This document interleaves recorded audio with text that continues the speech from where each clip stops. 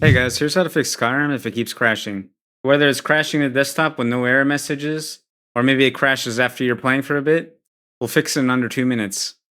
Open up Steam, right click Skyrim in your Steam library, go to Properties, Installed Files on the left, and select Verify Integrity of Game Files.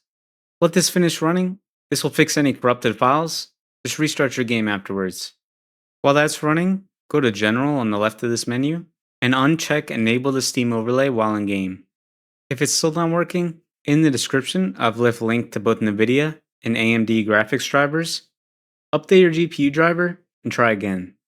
If you're running modded, open up Vortex, go to Mods, select, and disable all your mods. Then launch the game in vanilla.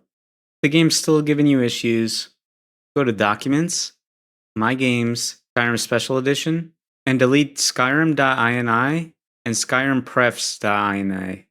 If this video helped you out, let me know down below.